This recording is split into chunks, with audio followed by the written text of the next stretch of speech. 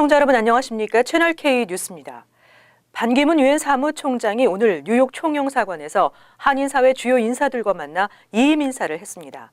반 총장은 행사에 앞서 기자들과 만나 대한민국 발전에 도움이 된다면 몸을 불살라서라도 노력할 용의가 있다며 대권 도전의 의지를 강하게 표명했습니다.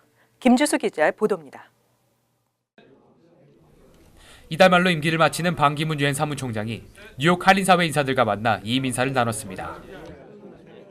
반 총장은 오늘 오후 뉴욕 총영사관 8층 회의실에서 열린 이임 다가회에서 그동안 아끼고 성원해준 동포사회 감사를 표했습니다. 제가 유엔에서 잘했다는 것보다 여러분들께서 워낙 이 지역에서 잘하고 계시니까 그 평판, 레코그니션 이런 데에 제가 같이 어울려서 그 레코그니션을 받은 거 아닌가 이렇게. 오늘 다가회에는 지역 한인회장과 평통, 사회봉사단체장, 동포기업 대표 등 80여 명이 참석해 임기를 마치는 반 총장과 인사를 나눴습니다. 반 총장은 행사에 앞서 유엔 본부에서 가진 기자회견에서 차기 대권 도전 의지를 강하게 표명했습니다. 유엔 사무총장의 경험이 대한민국 발전에 도움이 된다면 제 한 몸 불살라서라도 노력할 용의가 있다고 사실상 대권 도전 의지를 표명했습니다. 반 총장은 1월 중순경 귀국해 정치권과 국민들에게 귀국 신고를 할 예정입니다. 한편 뉴욕 한인회는 오늘 행사와는 별도로 반기문 총장 이임 행사를 개최합니다. 오는 29일 오전 11시 유엔 본부에서 열리는 이임 행사에는 한인 인사들뿐만 아니라 뉴욕 일원 주류 정치인들도 참석할 예정입니다. 채널 K 뉴스 김지수입니다. 어제 실시된 제45대 대통령 선출을 확정하기 위한 선거인단 투표에 이변은 없었습니다. 도널드 트럼프는 538명의 선거인단 가운데 매직 넘버인 270표를 훨씬 넘어 304표를 확보해 힐러리 클린턴을 앞서며 당선을 확정지었습니다. 11월 8일 대선 일반 유권자 투표에서 트럼프 당선인은 306명의 선거인단을 확보하면서 클린턴이 확보한 232명을 크게 앞질렀습니다. 19일 실시된 선거인단 투표에서는 배신 투표가 독려되면서 혹시 대선 결과가 뒤집히지 않을까 관심이 모아졌습니다. 하지만 이변 없이 트럼프의 당선을 확실히 했습니다. 어제 선거인단 306명 가운데 2명이 배신 투표를 했습니다. 모두 텍사스주 선거인단으로 존 케이식 오하이오 주지사와 론 폴 연방 하원 의원에게 각각 한 표씩을 던졌다고 CNN이 보도했습니다. 반면 클린턴에 대해 배신 투표를 던진 선거인단은 워싱턴주의 4명으로 3명이 콜린 파월 전 국무장관에게, 1명은 다코타 액세스 송유관 건설의 반대 운동을 펼쳐온 사우스 다코타 원주민 추장에게 표를 던졌습니다. 뉴욕과 뉴저지에서는 배신 투표 없이 클린턴이 각각 29표, 14표를 모두 확보했습니다. 한편 이번 선거인단 투표 결과는 연방 상원 의장인 존 바이든 부통령에게 발송돼 내년 1월 6일 상하원 합동회의에서 공식 발표됩니다. 연방정부의 이민자 단속 정책 참여와 협조를 제한하도록 하는 법안 마련이 촉구되고 있습니다. 멜리사 마크 비베리토 뉴욕시 의회 의장이 뉴욕 주지사와 주의회에 이민자 보호법 제정을 촉구하고 나섰습니다. 마크 비베리토 의장은 19일 뉴욕 주정부와 주의회 지도부에 서한을 보내 뉴욕주의 이민자 보호 정책을 공식적으로 선언하고 연방정부의 이민자 단속 정책에 참여하지 않겠다는 의지를 담은 법안을 추진해달라고 호소했습니다. 마크 비베리토 의장은 서한에서 캘리포니아 주의회는 최근 캘리포니아 가치법을 발의했다며 뉴욕주 의회도 이와 같은 법안을 추진해야 한다고 강조했습니다. 캘리포니아 주의회가 발의한 캘리포니아 가치법에 따르면 이민자는 소중하고 커뮤니티에 필요한 일원이라는 점을 인정하고 연방정부의 이민자 단속 정책 참여와 협조를 제한하는 것입니다. 뉴욕시 의회 역시 최근 연방정부의 이민자 단속 정책에 맞서 이민자 보호를 다짐하는 결의안을 통과시킨 상태입니다. 그러나 결의안은 법적 강제력이나 구속력이 없어 실질적인 정책 마련에는 역부족입니다. 특히 시정부뿐 아니라 주정부의 정책과 주의회 차원의 법이 마련돼야 실효성이 발휘될 것이라는 지적입니다. 각종 이민 수수료가 이번 주말부터 대폭 인상됩니다. 많게는 145%까지 인상돼 저소득층의 부담이 클 것으로 우려되는 가운데 이민서비스국은 시민권 신청서 할인 혜택을 확대할 것이라고 밝혔습니다. 오는 23일부터 각종 이민 수수료가 인상되고 시행에 들어갑니다. 연방이민서비스국은 이미 지난 9월부터 연방관보를 통해 예고했습니다. 이에 따라 이날부터 시민권을 신청하는 영주권자들이 내야 하는 수수료는 지문 채취 비용을 제외하고 현행 595달러에서 45달러가 오른 640달러로 인상됩니다. 특히 영주권 카드 갱신 I-90의 수수료는 인상폭이 25%로 껑충 뜁니다. 지문 채취 비용을 제외하고 현행 365달러에서 455달러로 90달러가 오릅니다. 또 시민권 증서를 발급받기 위해 신청하는 N600의 수수료는 600달러에서 1170달러로 95%나 비싸집니다. 이처럼 큰 인상폭에 저소득층 가정의 부담은 더 커질 예정입니다. 이에 대해 이민서비스국은 시민권 신청 수수료 할인 혜택을 크게 확대해 연방 빈곤선 150에서 200% 가구의 시민권 신청 때 50% 할인 혜택을 제공합니다. 연방 빈곤선 150% 미만인 경우에는 기존과 같이 시민권 신청 수수료 전액이 면제됩니다.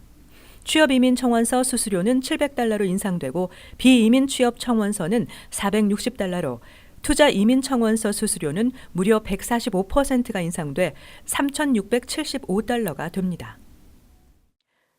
미국의 학사 학위 소지 이민자 중 4분의 1이 실직 상태로 나타나 이민자들의 일자리 불균형 문제가 심각한 것으로 나타났습니다. 이로 인해 연간 수백억 달러에 달하는 사회적 손실이 발생하는 것으로 분석됐습니다. 이민자 사회의 일자리 미스매치, 즉 일자리 불균형 문제가 심각한 것으로 최근 이민정책연구소, 뉴 아메리칸 이코노미 등이 연방통계국 자료를 분석해 발표한 한 보고서에서 나타났습니다. 보고서에 따르면 미 학사 학위가 있는 약 700만 명의 이민자들 중 4분의 1가량이 실직한 것으로 나타났습니다. 또 학사 학위 소지자들이 고등학교 수준의 학력도 요구하지 않는 일자리를 가지고 있는 것으로 나타났습니다. 이처럼 일자리 불균형이 해소되지 않으면서 매년 496억 달러의 잠재적 손실이 생긴다는 지적이 나왔습니다. 이민자의 일자리 불균형이 해소될 경우 이민자들은 추가적으로 394억 달러의 연소득을 추가로 얻게 되며 정부는 102억 달러의 추가 세수를 확보할 수 있는 것으로 조사됐습니다. 이러한 일자리 미스매치는 이민자 사회에서 더 심각했지만 미국에서 태어나 학사 학위를 취득한 사람들도 예외가 아니었습니다.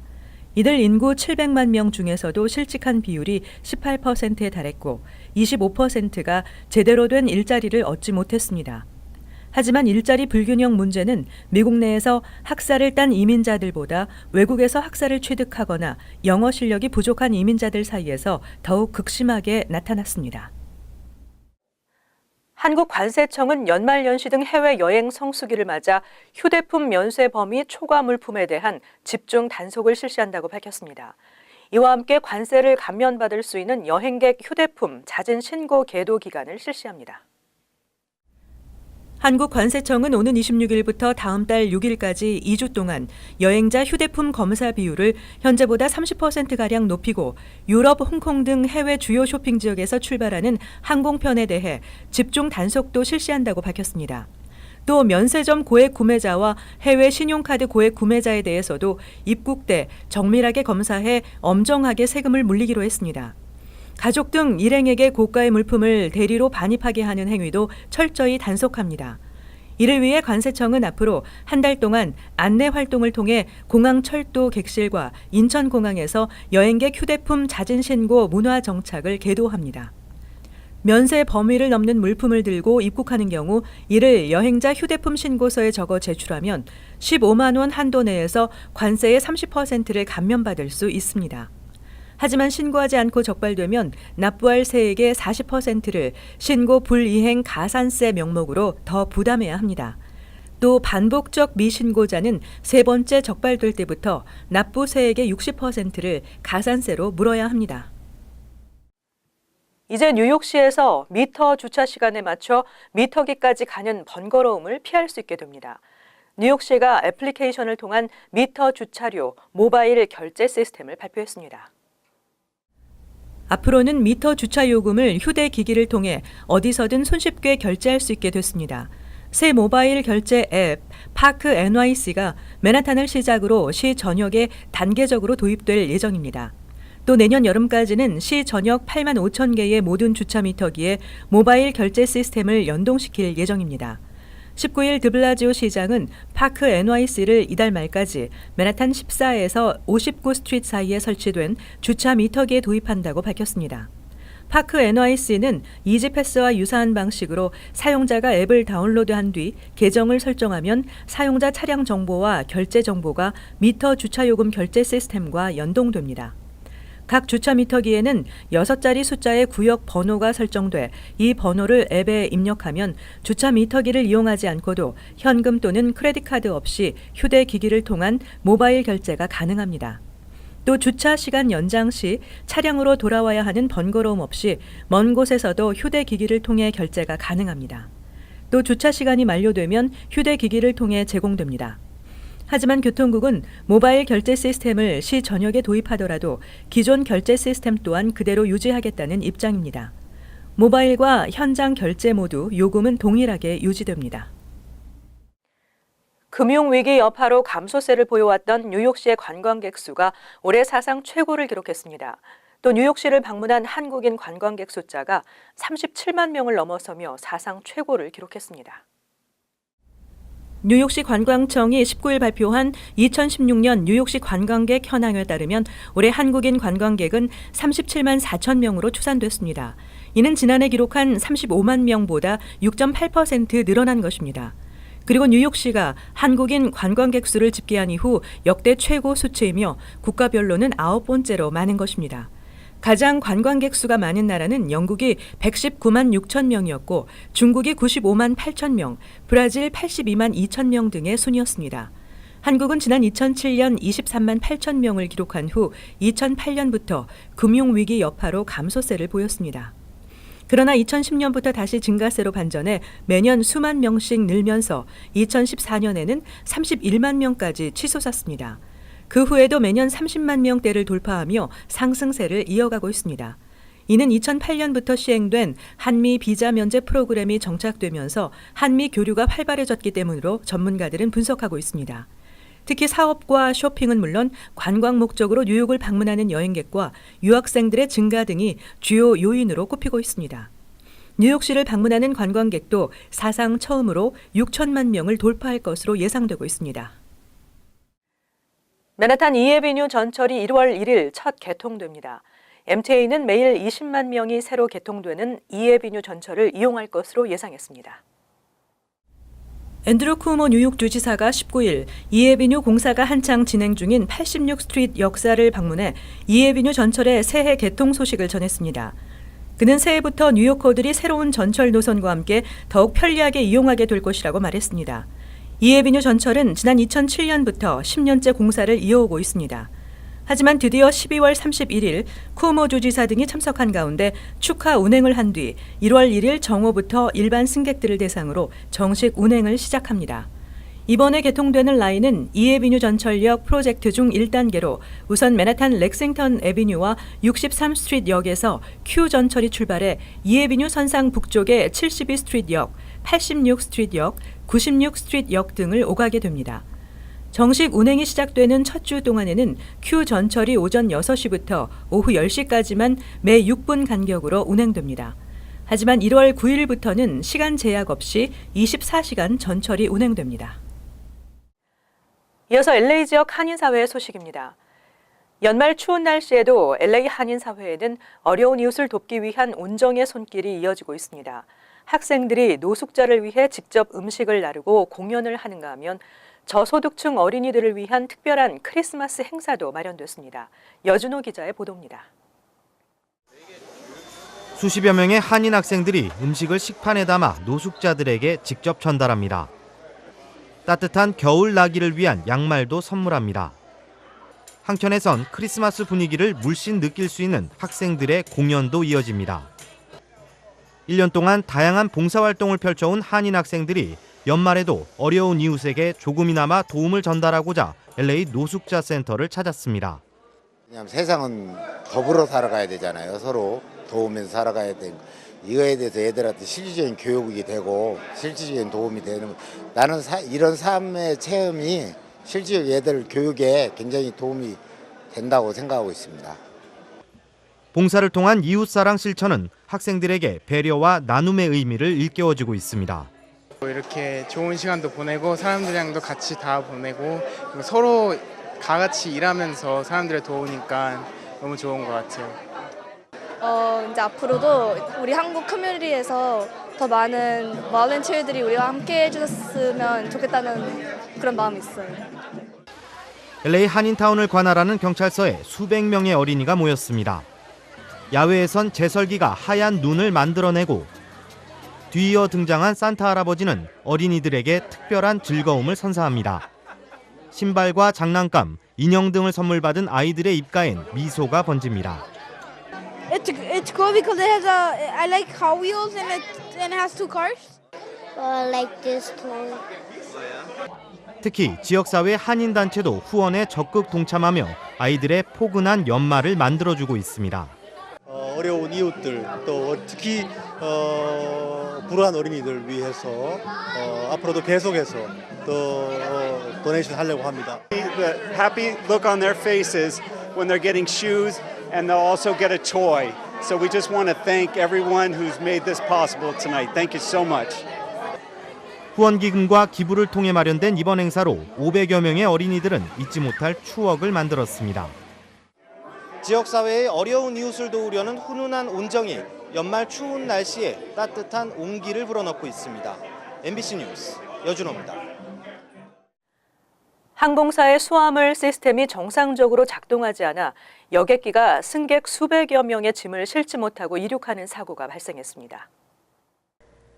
공항 당국에 따르면 오늘 LA 국제공항을 출발해 디트로이트에 도착한 스피릿 항공 소속 여객기가 수화물 시스템의 이상으로 출발지인 LA에서 승객 200여 명의 짐을 실지 못하고 이륙했으며 이로 인해 승객들이 큰 불편을 겪은 것으로 알려졌습니다.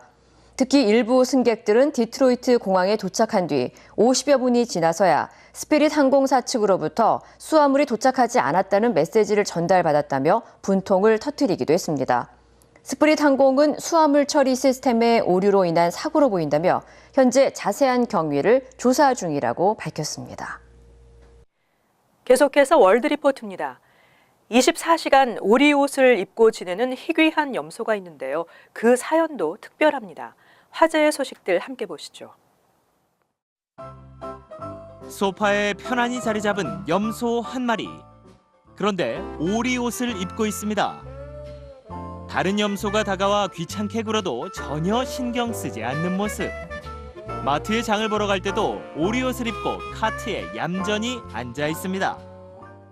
원래 이 염소는 불안장애가 있어서 주인이 곁에 없으면 울고불고 어쩔 줄을 몰라 했는데 어느 날 주인이 사준 오리옷을 입고는 거짓말처럼 안정을 찾았다고 합니다. Every day I get messages from people saying I'm battling depression or I'm battling cancer. If they can do it, I can do it. 캐나다의 하키팀 캘거리 힛맨이 상대편과 경기를 벌입니다. 첫 골이 터지자 벨이 울림과 동시에 관중들이 곰인형을 던지기 시작합니다. Fantastic fans in Calgary can who have opened their hearts and their wallets by donating teddy bears, bringing them to the game and now tossing them onto the ice. 폭포처럼 쏟아진 곰인형은 어느덧 선수들이 파묻힐 정도로 빙판에 가득 쌓였습니다. 곰인형 던지기는 캘거리 힛맨이 매년 크리스마스 시즌에 주최하는 행사로 올해는 17,000여 명의 팬이 23,000여 개의 곰인형을 던졌습니다. 이 곰인형들은 지역 병원과 자선단체에 골고루 기부됩니다. 역사 깊은 유적으로 유명한 태국의 롯불이. 그런데 관광객들이 몰리는 건 유적보다 이곳에 사는 3,000여 마리의 원숭이들을 보기 위해서입니다. 원숭이들은 관광객의 머리와 어깨에 올라가 갖은 장난을 치며 애교를 부립니다. One bite me like yesterday, so I was surprised, but I guess it was just a bit one that was less kind, but the other was like really kind and. 주민들은 관광객들을 불러 모으는 원숭이들을 위해 해마다 뷔페 잔치를 열어줍니다. 먹음직스러운 과일이 가득 담긴 트럭에서 원숭이들은 오랜만에 마음껏 포식합니다.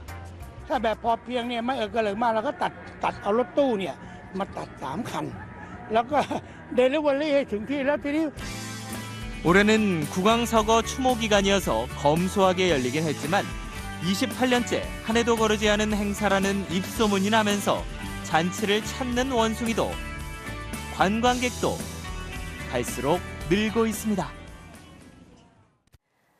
계속해서 간추린 소식입니다. 18일 오후 3시 프린스턴대 캠퍼스 내 포브스 칼리지 기숙사에 신경과학 전공 2학년 19살 신원식 씨가 숨져 있는 것을 학교 친구가 발견해 경찰에 신고했습니다. 경찰은 타살의 징후는 찾지 못했다며 현재 정확한 사인을 조사 중이라고 밝혔습니다. 신 씨는 프린스턴대 한인학생회 이벤트 코디네이터와 락 앙상블 클럽 등에서 왕성한 활동을 했으며 2014년 대한민국 인재상을 수상하기도 한 인재로 주위의 안타까움을 더하고 있습니다. 메리엄 웹스터 영어 사전은 올해를 대표하는 단어로 초현실적인을 뜻하는 형용사 서리얼을 선정했습니다.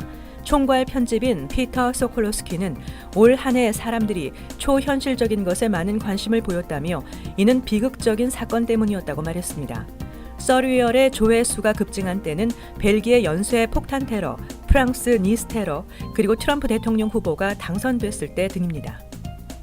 전자담배 배터리 폭발 사고가 잇따르면서 연방의회 차원에서 리콜 조치가 검토되고 있습니다.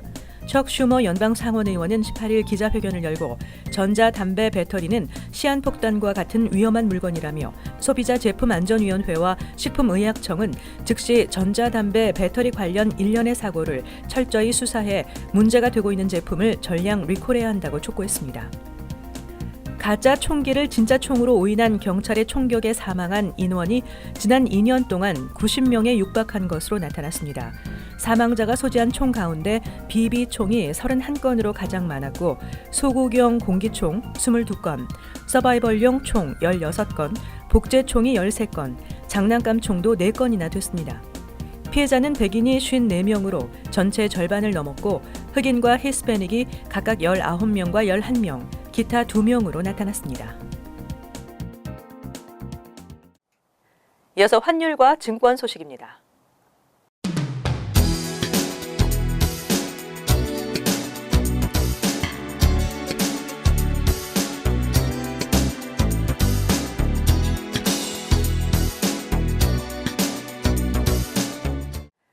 다음은 날씨입니다. 수요일은 대체로 맑고 낮 최고 기온 44도, 섭씨 7도, 밤 최저 기온 36도, 섭씨 2도 예상됩니다. 목요일은 대체로 흐리겠습니다. 금요일은 맑고 화창한 날씨를 보이겠습니다. 토요일은 대체로 맑겠지만 오전 중 흐리고 한 차례 소나기가 예상됩니다.